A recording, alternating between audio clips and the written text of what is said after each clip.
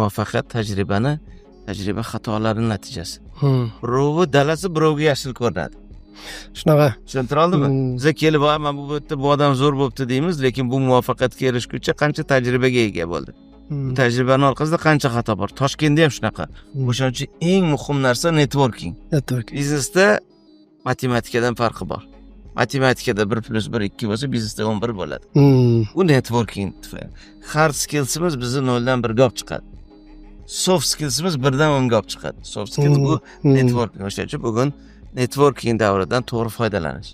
Brend bu ishonch. Bugun siz networkingda boya aytdingiz-ku. YouTube'danmi, reklamadanmi, podkastdanmi, kommersializatsiya qayerda?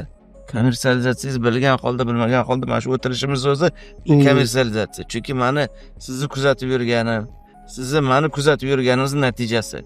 Elchi janoblarimiz bizani kuzatib yurganlarining natijasi. Sizga, bizga bo'lgan ishonch, jamiyatga, millatga, zamondoshlarimizga xizmat qilyapmiz, qiymat beryapmiz. Rahmat. Ko'zi kunda emas, kunida u asqotaveradi. Biz xafa bo'yurimiz davron bilan hech kim bizni ko'rmayapti deb. Men ko'raman. Bizda sizni faoliyatingizni. Buni kapitalizatsiya effekti bor va amortizatsiya effekti bor.